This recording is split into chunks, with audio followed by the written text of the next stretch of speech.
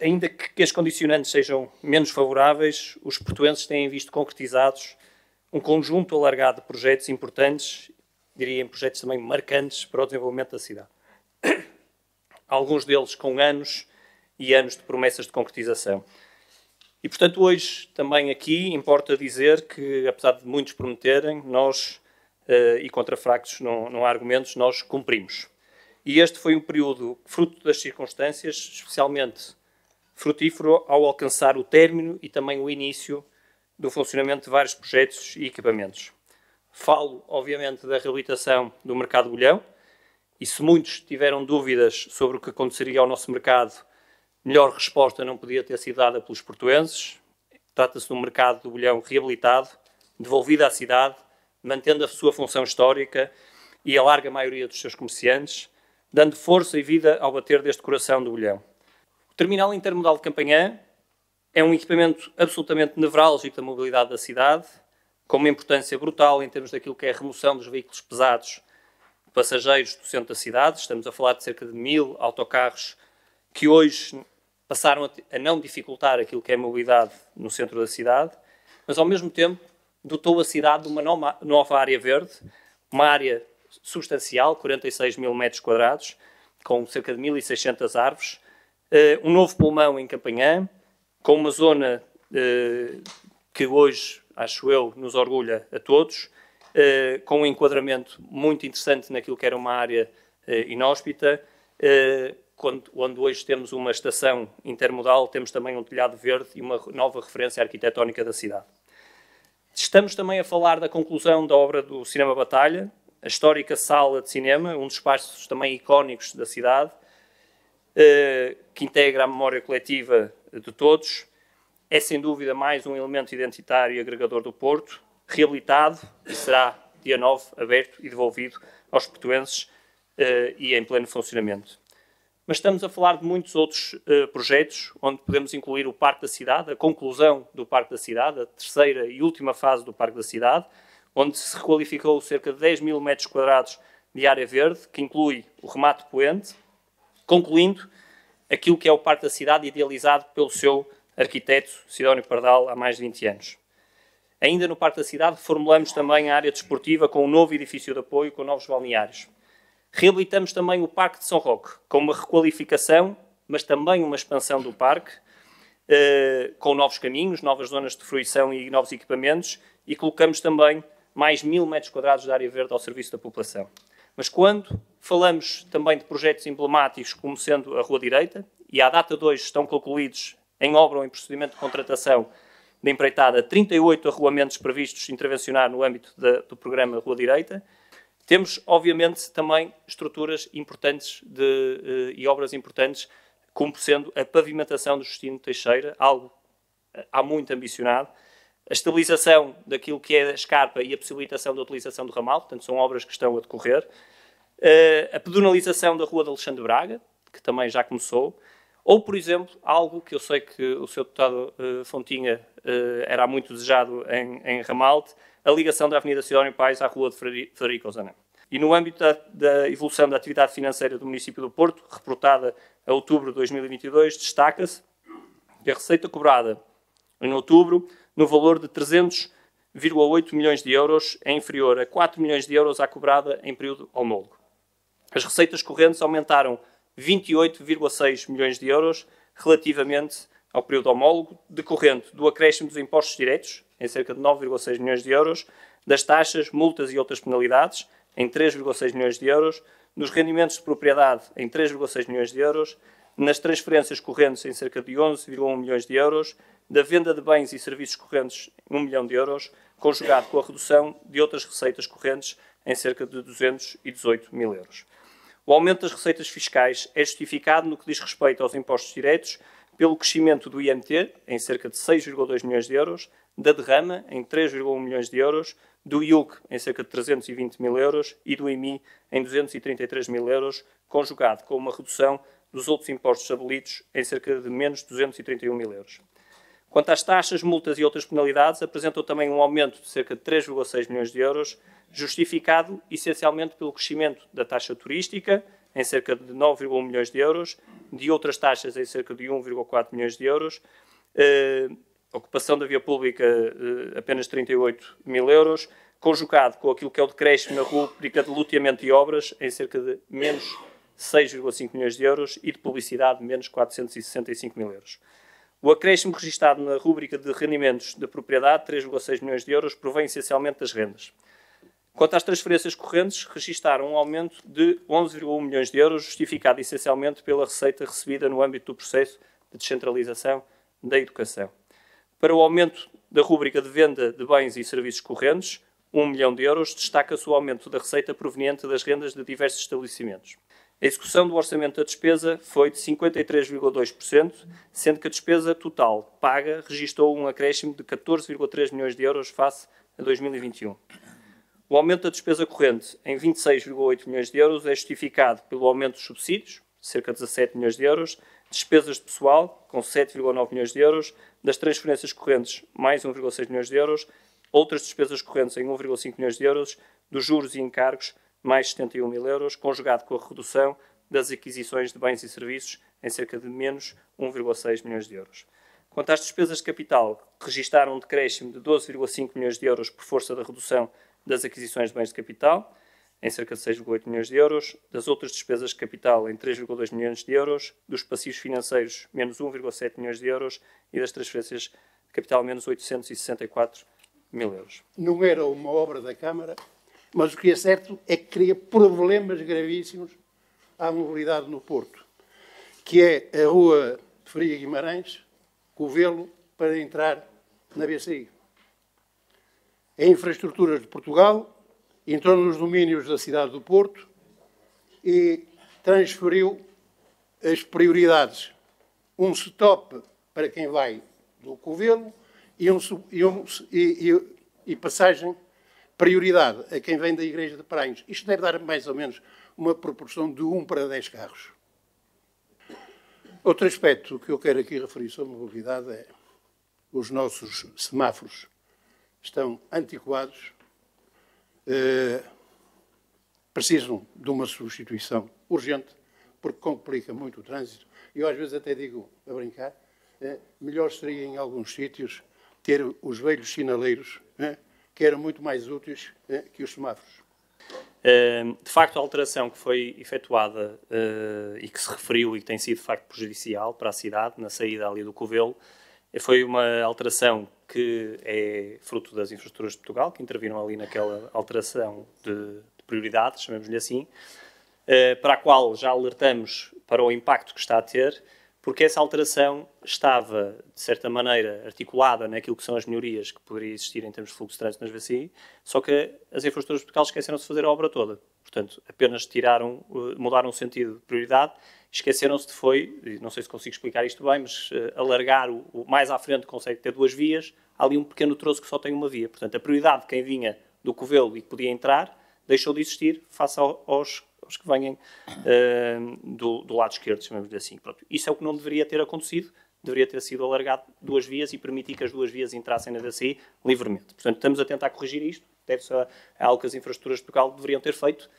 A semaforização da cidade e as dificuldades, acho que elas são subejamente conhecidas por todos, devem ser vários processos, em tribunais tivemos litigância sobre um concurso que demorou muito tempo a ser posto em marcha, chamemos-lhe assim.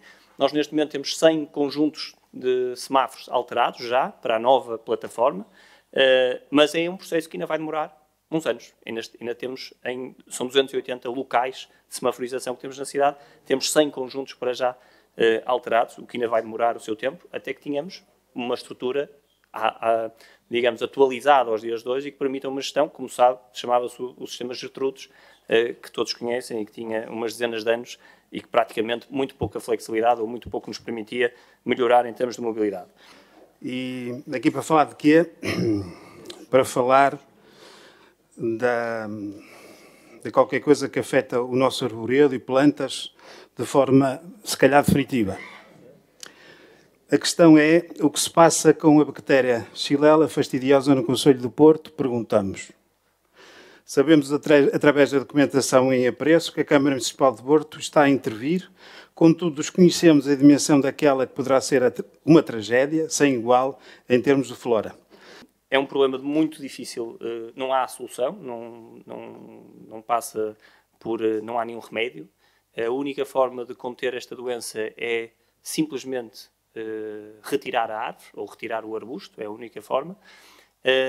Para terem ideia, isto eu estou a dizer de cor que não tenho aqui os valores, mas lembro-me que estamos a falar, por exemplo, em Itália, de milhões de oliveiras já abatidas só por causa desta praga. Estamos a falar de centenas de milhares de hectares devastados completamente, portanto, que foram arrasados e depois replantados.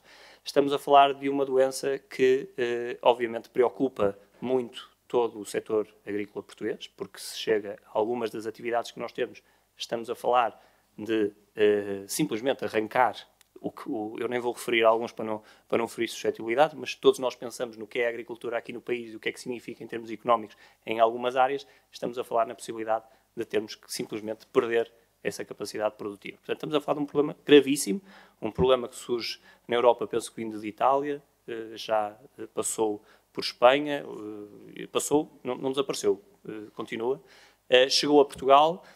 Neste momento existem vários focos no país. Um dos focos começou precisamente em Gaia e veio paulatinamente arrastando-se ao resto do território.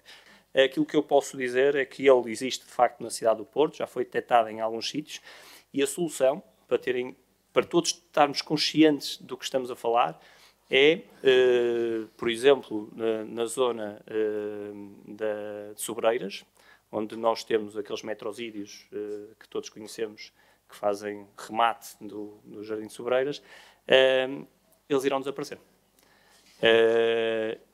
Para falarmos no início da Avenida Fernão Magalhães, as árvores da Avenida Fernão Magalhães, quem vem da Ariosa, essas também irão desaparecer. E por aqui podia continuar.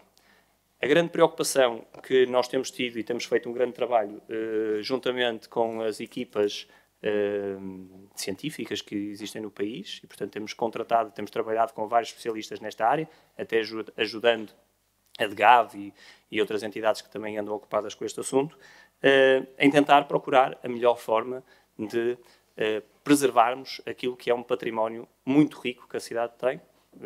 O património não é só edificado, o nosso património, em termos de jardins históricos, em termos de árvores, é extremamente rico. Estou a falar aqui, estou-me a lembrar da árvore da Cruz Vermelha, só que está aí frente à Cruz Vermelha, mas temos muitas e muitas árvores que constituem um grande património da cidade de Porto. Como sabem, nós também somos conhecidos por esses jardins centenários, por essas árvores centenárias. E aquilo que nós temos trabalhado junto das instituições nacionais é numa forma de tentarmos salvaguardar que esse património não é posto em causa. O que nos traz aqui é um dos projetos que tem sido apresentado nos últimos tempos e com o qual a CDU concordou e apoiou, que é a reabilitação das ilhas no bairro da Lomba.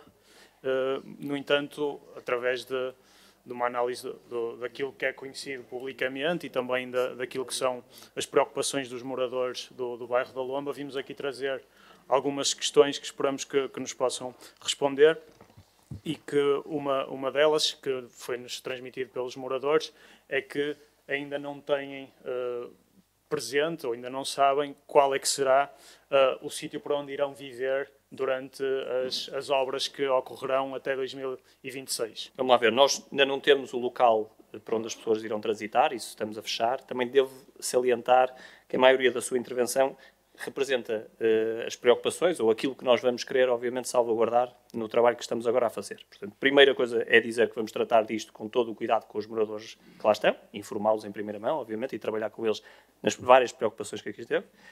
Algo que já podemos dizer é que as casas, de facto, serão maiores e modernas, portanto, isso podemos dizer, e em linha até com aquilo que foi dizendo. Na realidade, não há falta, digamos, depois de edifícios, não vai haver desdobramento, vai haver o mesmo número, vai haver até segundo o Sr. Vereador estava a dizer, vai haver uma excedente, a possibilidade de termos um fogo excedente, digamos assim, portanto, não há, aí já posso responder a algumas das preocupações que foi tendo. Obviamente, todos os moradores serão realojados e também todos os moradores regressarão às suas casas, fim da obra. porque é que isto está a ser feito desta forma. Só agora é que nós asseguramos que temos o dinheiro disponível. Foi agora assinado esse contrato. Daqui vão ser adquiridas as habitações e, portanto, agora segue-se este processo todo, para além de que estamos a trabalhar naquilo que é o projeto prévio, de onde vão sair muitas das respostas às perguntas que aqui colocou. Um tema que aqui já foi trazido e que diz respeito às paragens dos autocarros. Nós já tivemos aqui a resposta e a clarificação de que não há uma responsabilidade direta do município naquilo que está a acontecer, mas o que é facto é que as pessoas têm uma série de queixas e tanto até aqui temos percebido que a Câmara do Porto, portanto que o Executivo não reconhece que haja um problema, mas há aqui qualquer dissociação da realidade, porque as pessoas enunciam vários problemas. Enunciam o problema de que chove nas paragens, enunciam o problema de que há uma série de locais onde havia uma paragem que foi retirada e está com aquela vedação, aquela fita provisória, que faz com que as pessoas não possam esperar pelo autocarro naquele local. Portanto, compreendemos que há uma calendarização prevista, já agora se pudesse também atualizar-nos em relação à informação sobre essa mesma calendarização, agradecia. As paragens de autocarros, já nem quero discutir muito a sua concepção do ponto de vista arquitetónico. Aquilo que nos parece mais preocupante foi a falta de planificação na sua substituição. E quando digo falta de planificação, é inadmissível a sua substituição ou a eliminação dos abrigos durante o período das chuvas, que é aquele que nós estamos a viver, e é inadmissível que a sua substituição não seja feita de uma forma organizada, no sentido não de tirar todos, mas sim de ir tirando e repondo com a maior velocidade, com o objetivo de as pessoas poderem efetivamente ter o mínimo de tempo possível sem abrigos. Aquilo que nós estamos simplesmente a falar é da reestruturação de mais de 650 paragens e, portanto, este processo tem que obedecer, obviamente, algumas dificuldades, algum processo de implementação e calendarização. E é isso que estamos a cumprir. Portanto, o calendário que estava estabelecido está a ser cumprido e ele iniciou-se no verão, não foi agora na época das chuvas. Portanto, sejamos também todos, de certa maneira, menos demagógicos na maneira como estamos a abordar o problema. Há uma questão que a Sra. Deputada levanta que tem a ver com o facto de algumas paragens ainda não terem instalado uma parte lateral que corresponde aos MUPIs. E esses chegaram mais tarde e a paragem em si tem uma parte lateral que é ocupada por um MUPI e essa sim faz a proteção desse lado da chuva, chamamos-lhe assim. Portanto, se está a falar desse tipo de paragens que ainda não têm os MUPIs por falta de material que na altura não existia quando foram instalados e que estão agora a ser corrigidos, aliás, pela cidade toda podem andar a ver que eles estão a ser corrigidos nesse sentido e isso evita a tal chuva que, de facto, pode ser, em certas alturas, pode, digamos, ter algum problema em termos de utilização da paragem. Mas este é um processo que corresponde a 650 paragens que estamos a alterar, que terminará, alguns em fevereiro do próximo ano, e que significa uma mudança de todas as paragens que temos na cidade para umas estruturas mais modernas, mais eficazes, com outra aparência também, deve-se registar. Obviamente, reconheço a pertinência de muitas questões e reconheço, acima de tudo, uma coisa. As questões que aqui foram trazidas são como que um apelo à Câmara Municipal, reconhecendo a eficácia, a influência, a boa vontade e, digamos, a prontidão da Câmara a acorrer às mais diferentes situações, para intercederem junto de terceiros para que problemas que existem na cidade provocados por terceiros se resolvam.